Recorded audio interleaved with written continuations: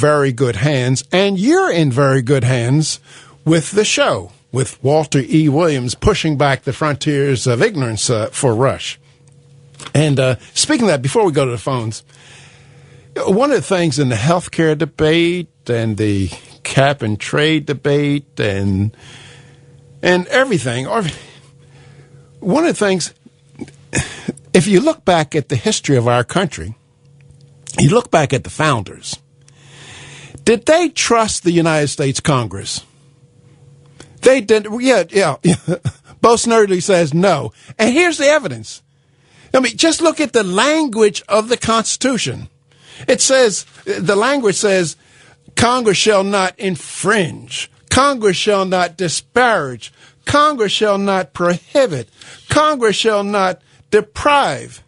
Now, with that kind of language, does that sound as if the framers of the United States Constitution trusted Congress? No, it didn't. It does. They did not trust Congress, but here you and I do. Why do we trust these people to control our lives in the name of helping us? And I'll tell you, look, when you die, when you go to your next destination, if at your next destination you see anything like a Bill of Rights, you know where you are? You're in hell. Because a Bill of Rights in heaven would be an affront. It would be an insult to God. And so the framers of our nation recognize that government is inherently evil. Why? Why is government inherently evil? Because government consists of force. Of force. And so, yes, the framers of our country, they recognize that we do need some government.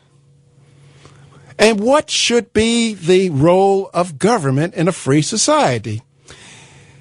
They should protect people from injuring the property of another person. The government should not be in the business of initiating force against someone who himself has not initiated force. Now look at the kind of here with this health bill, they're proposing to initiate force against me just because I don't want to buy a health insurance policy. To do that is evil. There's no other way to explain it. That's just plain evil. But this is the lesson that Americans have lost down through the ages. Another thing that we've lost as well is that, James Madison is the acknowledged father of the United States Constitution. So, James Madison should know what's in the Constitution, shouldn't he? Well, in 1794, Congress appropriated $15,000 to help some French refugees. James Madison stood on the floor of the House irate, and he said, and I'm quoting him right now, and these quotes are available at my website, walterewilliams.com. James Madison said, quote, "I cannot undertake to lay my finger on that article of the Constitution which granted a right to Congress of expending on the objects of benevolence the money of their constituents." Now, if you look at the federal budget today, 2/3 or 3/4 is for the purposes of benevolence.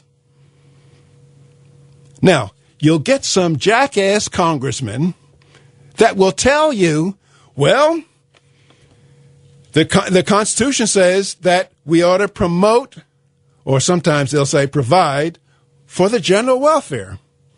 Here's another quote by James Madison. It's a short quote. "With respect to the words general welfare, I've always regarded them as qualified by the detail of powers connected with them. To take them in a literal and unlimited sense would be a metamorphosis of the Constitution into a character which there's a host of proofs not contemplated by its creators. Thomas Jefferson said, quote, Congress does not have unlimited powers to promote the general welfare, but only those specifically enumerated, only those specifically listed. And just one final quote, because, see, you people, I mean, you've gone to public schools, and you don't get educated. Let me just give you one more. Because if I don't tell you these things, you're going to spend your life living not knowing them. So I feel obliged to tell you. In Federalist Paper 45, and the Federalist Papers were written by John Jay, Hamilton, and Madison, trying to convince the citizens of New York to ratify the Constitution. And they were saying, well, what's in this Constitution that we're going to ratify? Well, Madison said, the powers delegated by the proposed Constitution to the federal government are few and defined and restricted mostly to external affairs. Those left with the people and the states are indefinite and numerous. Now, if you turn that upside down, you have what we have now today. The powers of the federal government are indefinite and numerous, and those left with the people and the states are well-defined, are restricted and well-defined. So, but you people let Congress get away with this. And matter of fact, here's a tragedy for our country. It is a sad commentary on the American people. If James Madison or Thomas Jefferson were running for the presidency today, what would you people do? You would run them out of town on the rail. You might tar and feather and lynch them because today's Americans have contempt for the values of the founders of our great nation. I think that's sad. We'll be back with your calls after this.